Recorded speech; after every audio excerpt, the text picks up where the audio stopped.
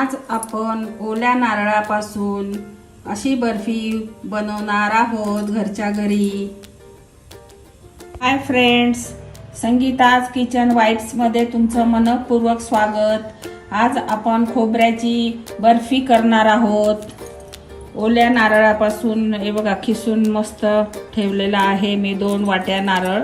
ह्याची मी बर्फी करून दाखवणार आहे तुम्हाला आज। चला तर मग बघूया। आपण कढई ठेवलेली आहे गरम करायला। ह्यात 2 चमचे साजूक तूप घालून घेणार आहोत।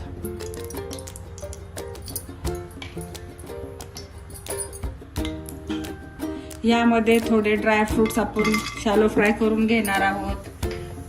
काजू, बदाम, थोडे मनुके,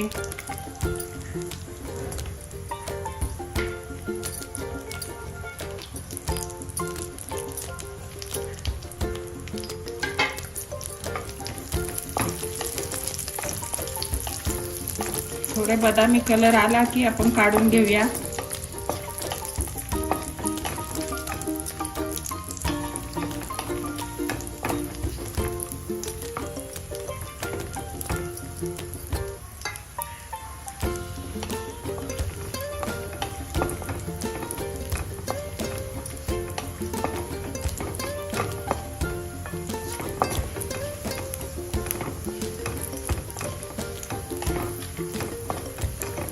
आता काढून घेऊया आपण।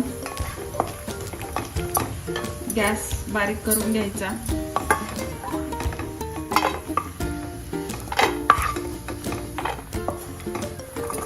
त्याच तुपामध्ये आपण खोबरं छान परतून घेणार आहोत। ओलं खोबरं 2 वाट्या,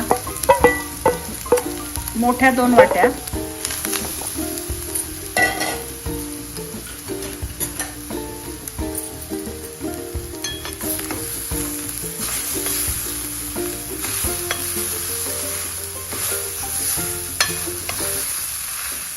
छान परतून घ्यायचं। हे जेवढे छान परतून घेऊ ना तेवढी वडी आपली बर्फी खमंग लागते।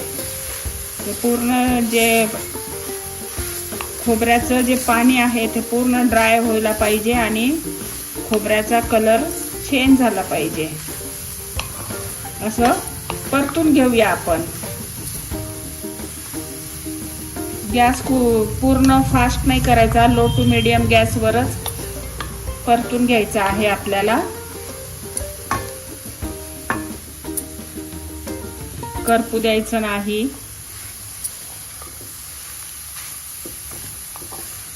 हे असं छान परतून घेतलं। आता पूर्ण ड्राय झालेलं आहे आपलं खोबरं। आता ह्यामध्ये आपण 2 वाट्या हे ज्या वाट्याने खोबरं घेतलं होतं त्याच वाट्याने 1 वाटी साखर घालून घेऊया ह्यामध्ये आणि परत छान परतून घेऊया। गॅस स्लोच करायचा आहे। 1 चमचा विलायची पावडर टाकून चांगलं परतून घेऊया।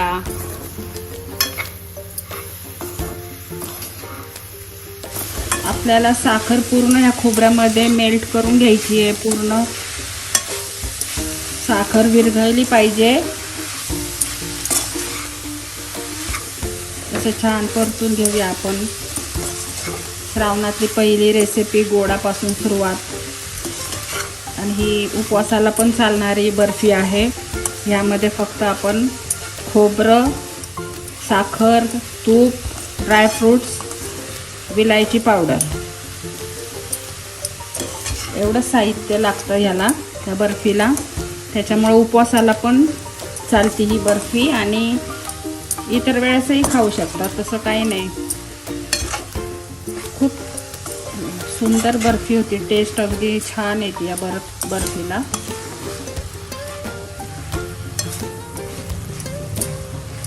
आता थोडं साखरेमुळे थोडं ओलसर होतं, पण असं छान परतून घ्यायचं आपण। हे बघा असं परतून घ्यायचं छान। असं साखरेला कसं पाणी सुटतं ते पूर्ण ड्राय करून घ्यायचं आपल्याला। पूर्ण कडेने व्हाईट होतं कढईला कडक पाकाचं। त्यावेळेस आपण गॅस बंद करायचा. असं चांगलं परतून घ्यायचं. खमंग वडी लागते खोबऱ्याची बर्फी. हे असं झालेलं आहे घट्ट. इथपर्यंतच करायचं आपल्याला. आता आपण गॅस बंद करून टाकायचा आणि एक ताट घ्यायचं. ताटाला तूप लावून घ्यायचं आणि ह्यात हे मिश्रण काढायचं. आता हे मिश्रण आपण ताटात काढूया. आपण ताटाला तूप लावून घेतलंय आणि आता हे मिश्रण आपल्याला असं पसरवून घ्यायचंय. गरम गरमच आहे हे. गरम गरमच पसरवून घ्यायचंय आपल्याला.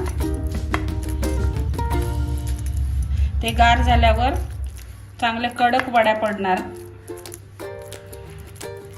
आणि थोडं कडक झाल्यावर आपण सुरीने त्याचे असे चौकोन चौकोन वड्या करणार आहोत. आता हे चिकट आहे खूप. थोडं गार होऊन देऊया. थोडं गार झालं ना की आपण ह्याच्या चौकोन चौकोन वड्या करूया आणि ह्याच्यावर ड्रायफ्रूट्स लावूया. ही अशी सोपी साधी नारळाची बर्फी झटकीपट.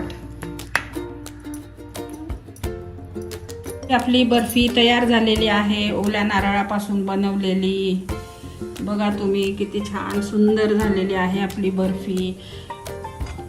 आता मी तुम्हाला काढून दाखवते. साईडने